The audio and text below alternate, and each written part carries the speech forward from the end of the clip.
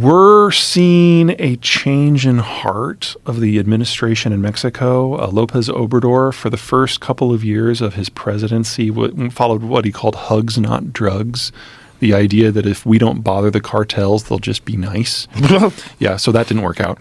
And now he's taken a much more direct approach. And since most of the security services at the local level have been infiltrated by the cartels, he's tapped the military to do it.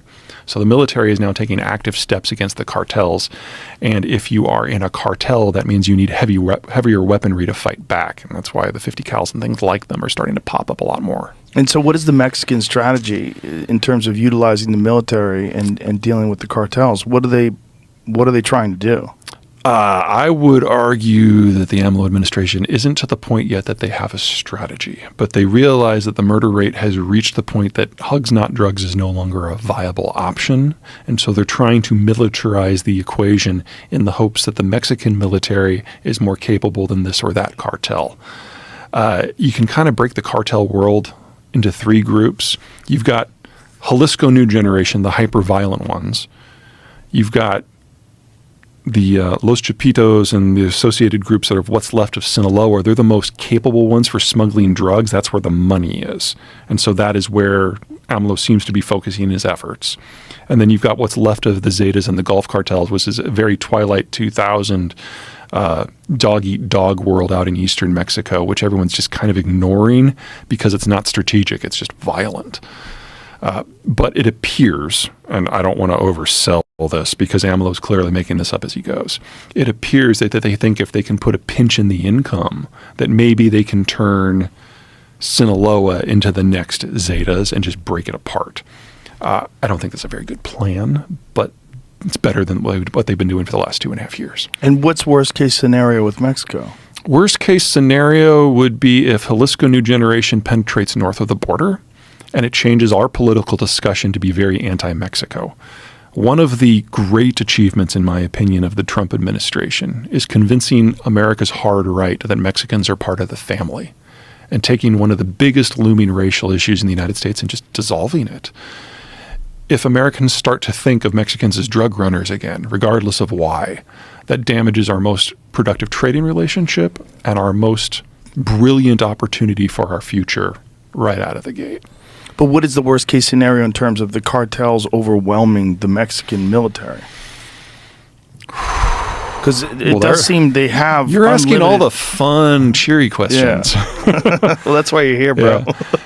I'm here to get freaked out. Our advantage with Mexico so far is because they haven't had to fight a war in a long time, that the military is not particularly competent, but it's still armed.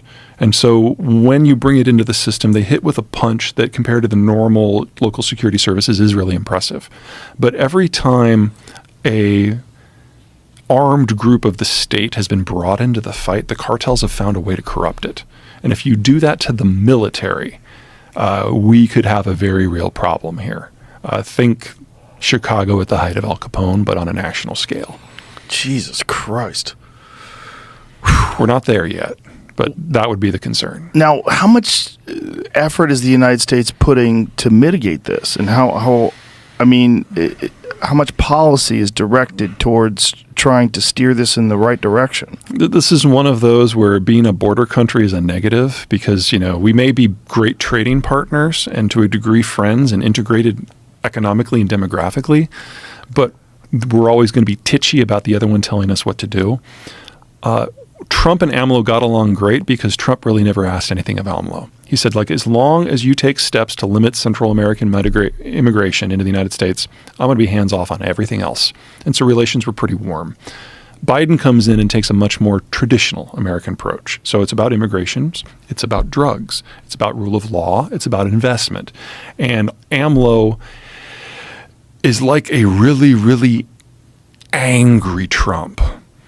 And he sees this all as unnecessary challenges to him personally. So the relationship between between Biden and AMLO is really poor.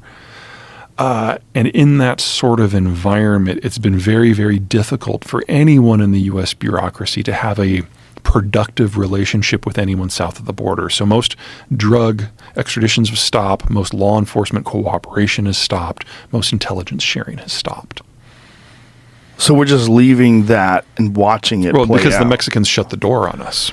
Yeah. Well, AMLO specifically. I don't want to put credit for that anywhere but on him. What's the best case scenario? Well, there's term limits in Mexico. AMLO will be gone in a year and a half. So we will get a new person. Now, who will that person be? Way too soon to know. But you can only serve for 5 years as president of Mexico. That's it? Yeah. So they've got a very, very bad one right now. We'll see who's next. Oh, Jesus. And that's right there.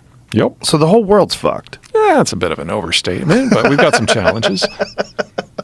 So, but it's making me more optimistic about America.